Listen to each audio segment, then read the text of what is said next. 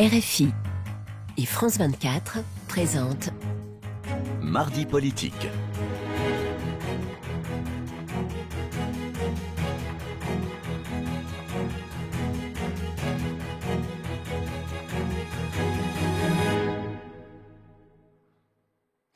Retour dans Mardi politique sur France 24 et RFI avec notre invité Ramayad, ancienne secrétaire d'État aux droits de l'homme et au sport. On a évoqué avec vous la politique internationale, la Syrie. Maintenant, on va voir un petit peu, on va étudier un peu de plus près votre programme.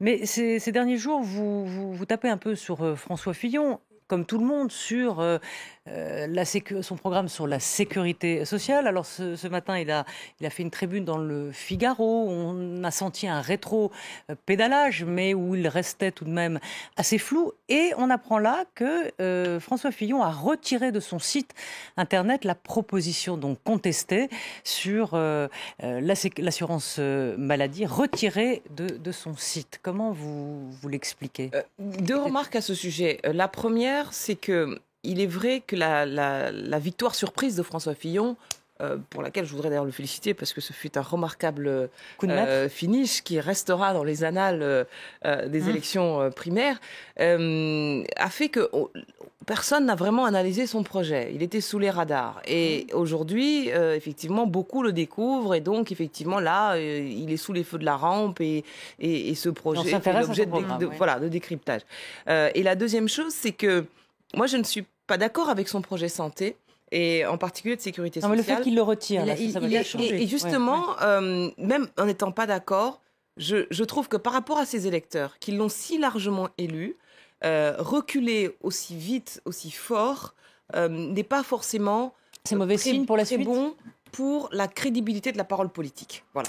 Je trouve que ça, c'est assez moyen. Mais il a également une famille, la droite à rassembler. Est-ce qu'il pouvait laisser ce dossier sécu plomber sa campagne présidentielle, comme on dit ?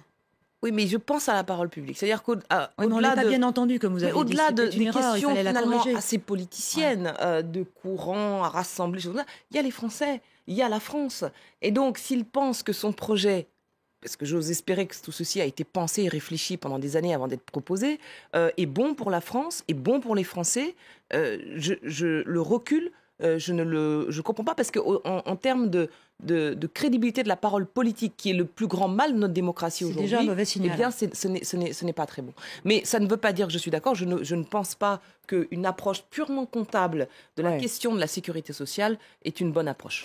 Alors, on va parler de votre programme, mais avant toute chose, c'est la date de votre candidature qui intrigue Véronique. Oui, parce qu'on avait un peu oublié, mais c'était le 21 avril dernier. C'est pas n'importe quelle date. On est 14 ans, jour pour jour, après l'accession au second tour, on s'en souvient tous, de Jean-Marie Le Pen à l'élection présidentielle. Est-ce à dire que votre mouvement, cette France qui ose, vous l'inscrivez avant tout comme un mouvement anti-Front National? Est-ce que c'est la base première de votre démarche? La base première de ma démarche, c'est d'être une alternative au système politique classique et un antidote au Front National. Voilà. Ils disent tout ça. Hein. Oui, sauf qu'ils restent dans leur parti. Ils ne quittent pas ce système-là.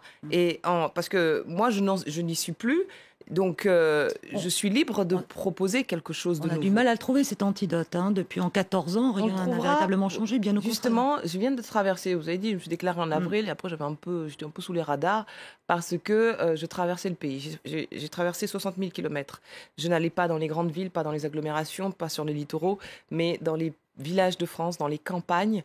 Je n'ai pas rencontré effectivement de parti politique là-bas. J'ai rencontré le Front National.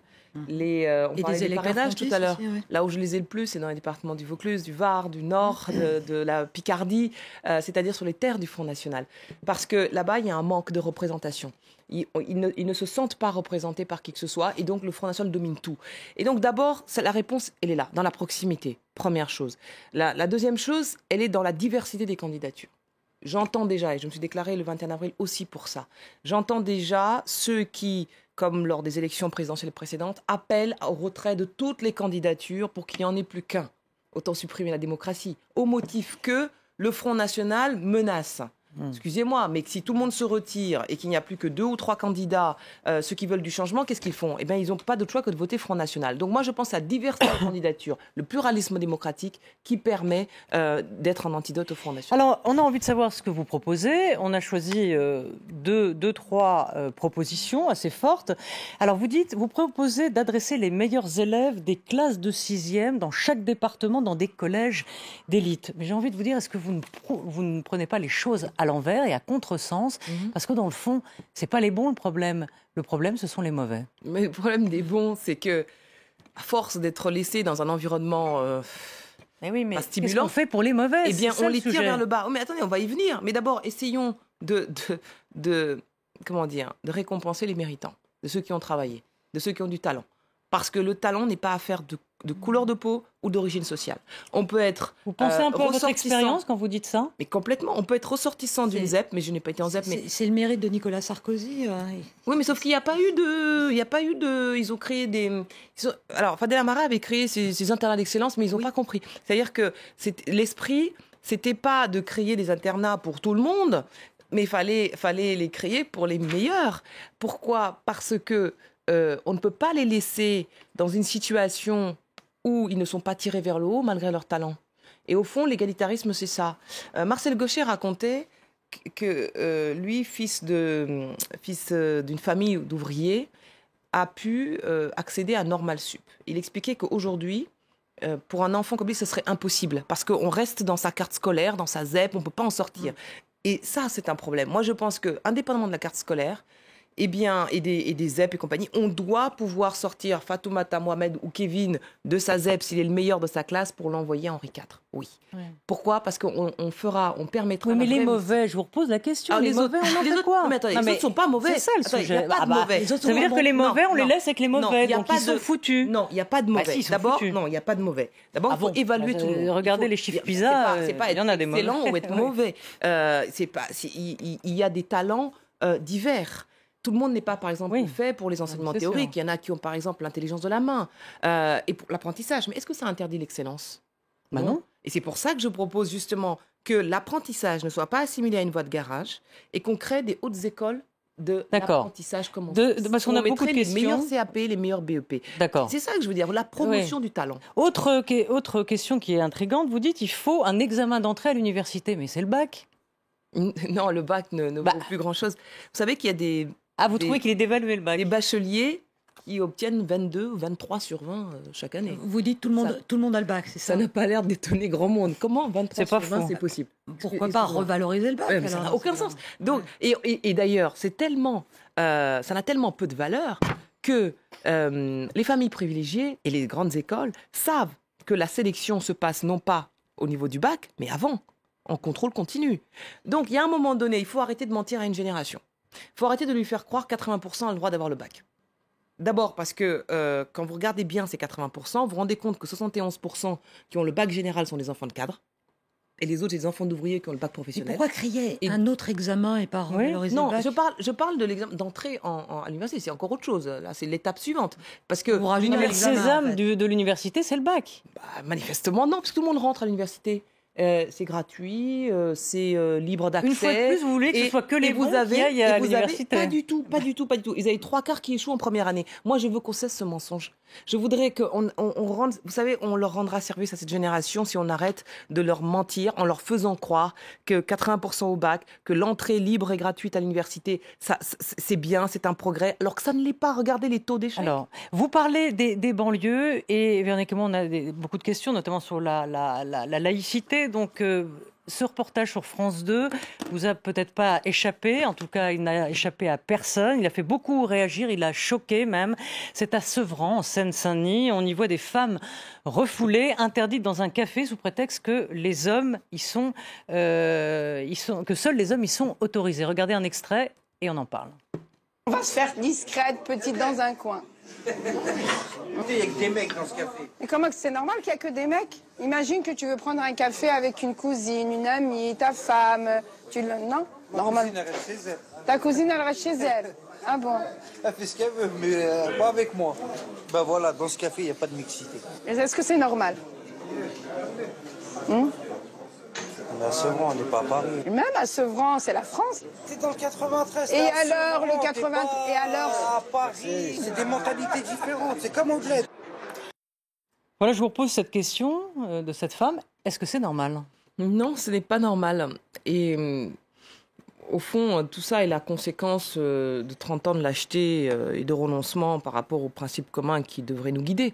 La logique communautaire l'a emporté dans bien des endroits sur la loi républicaine. Ce qui devrait favoriser l'émancipation, la mixité, on a préféré effectivement cette espèce de sécession, de vie à part.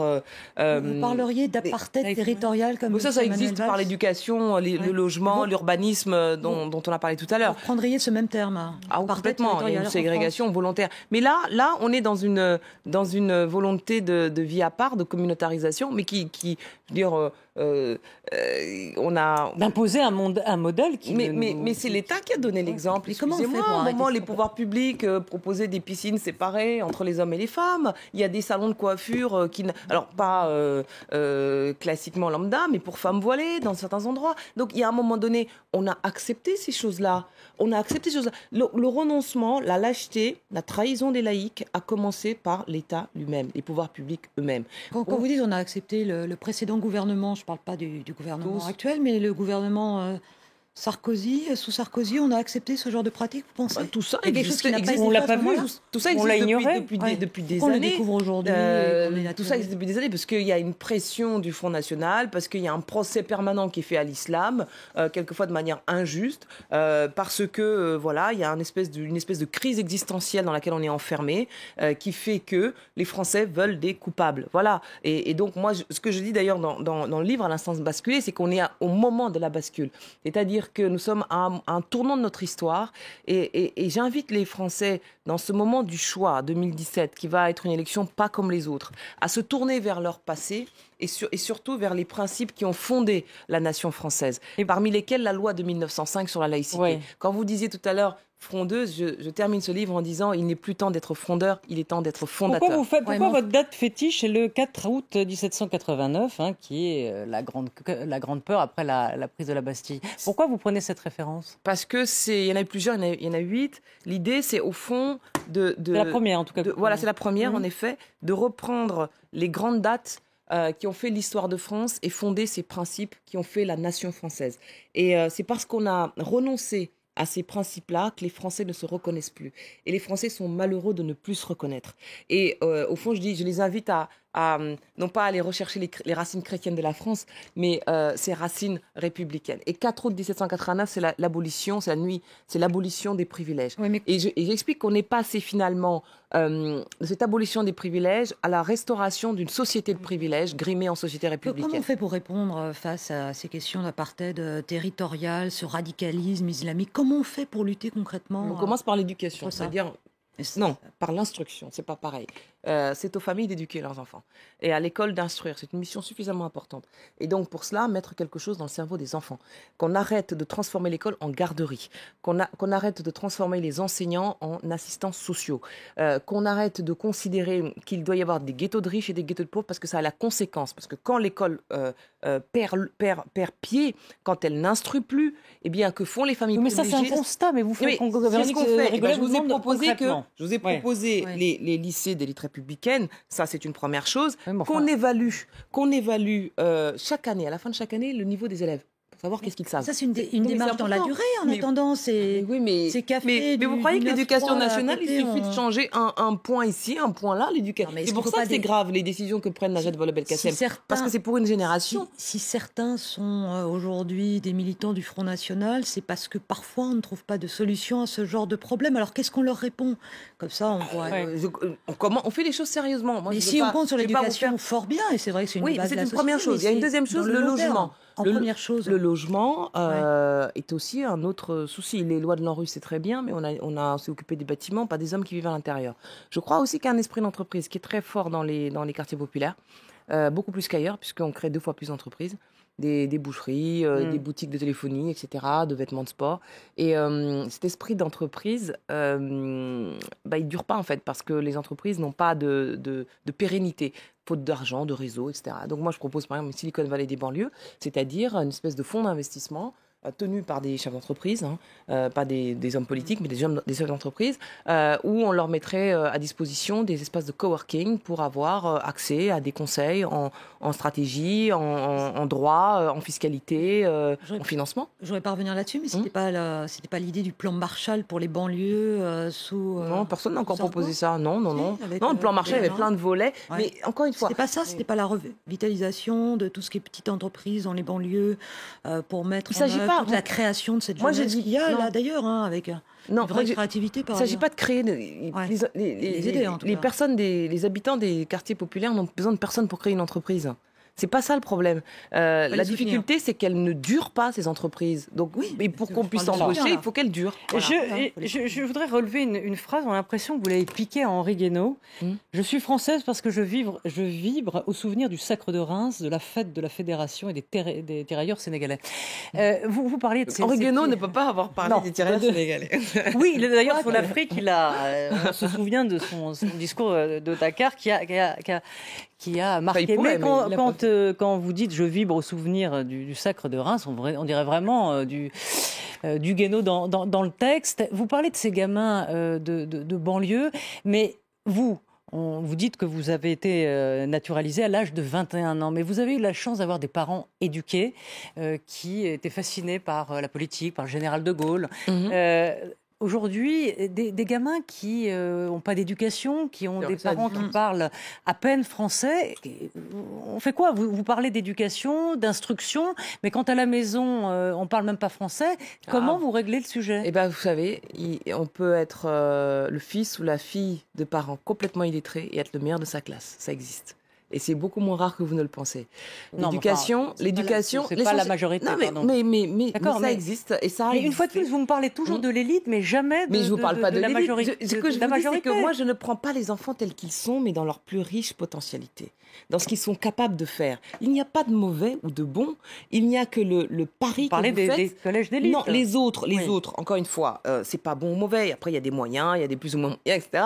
Et ce que je dis simplement, c'est que chez chaque enfant, il y a un talent qui ne demande qu'à être développé. Et ce talent peut s'exprimer de diverses manières. C'est pas parce qu'il y en a qui vont à Normal Sup que pour eux, les autres, c'est foutu. On peut aussi être très bon dans les arts, être très bon dans la pâtisserie. On peut finir un excellent plastrier, céramiste, ambassadeur d'un savoir-faire international de la France. Donc, ce n'est pas, pour moi, c'est l'excellence qui compte. C'est porter chaque enfant dans la diversité de son talent, dans ce qu'il est capable de faire le mieux. J'ai confiance dans les enfants en France. Alors, vous dites aussi, vous parlez beaucoup de l'Afrique, puisque vous êtes d'origine sénégalaise. Donc c'est un continent qui vous tient à cœur et vous dites que c'est un continent d'avenir, c'est un nouvel atelier du monde qu'elle illumine désormais de ses prix Nobel, de ses start-up, de ses nouveaux milliardaires. L'Afrique qui nous regarde aujourd'hui avec tant d'indifférence du haut de son extraordinaire révolution technologique. Donc elle nous méprise, il faut retrouver sa place en Afrique. Il y a de bonnes nouvelles de ce côté-là et on devrait regarder ces bonnes nouvelles en France. Ne pas uniquement regarder le continent africain sous l'angle de la menace démographique. Surtout pas sur nos antennes, en tout cas. Non, surtout pas. Et heureusement que vous êtes là pour en donner une autre information. Je note que sur les 10 pays à plus fort taux de croissance, 6 sont africains. Je note que les fonds de pension qui se développent le plus sont là, que la dynamique des startups est extraordinaire, que sur les 100 milliardaires du monde, donc vous dites, il y a 29 Africains. Il faut un New Deal. Quel New Deal peut-on passer avec l'Afrique, nous, France Attention, il nous reste quelques minutes. Regardez, au Sénégal, par exemple, on vient de découvrir du pétrole, les 3/4 des réserves du Qatar. Je pensais qu'il n'y avait que l'arachide au Sénégal. Vous vous rendez compte du changement ? Eh bien, les marchés ont été captés par tout le monde, les Australiens, les Américains, les Français ne sont pas dessus. Voilà, c'est ça que je veux dire. On perd des opportunités économiques. Donc, il faut un New Deal, des partenariats, plus d'aide. On arrête avec l'aide. L'Afrique veut le langage de l'investissement et du partenariat. On se quitte. Merci Ramayad. Un mot, 2 hommes sont morts au combat. Alain Juppé et Nicolas Sarkozy. Sarkozy, votre ancien mentor, pardon. Est-ce que... pour le lapsus. Un mot sur... il vous reste 30 secondes. pour évoquer ce départ? Je ne dirais pas de mal de Nicolas Sarkozy. Il est sorti du champ politique, du combat politique, et je voudrais rendre hommage à une carrière de 40 ans. Et il m'a permis de faire un jour mon premier discours et de me donner l'envie de faire de la politique. Merci Ramayad, et à très vite sur France 24 et RFI. Merci.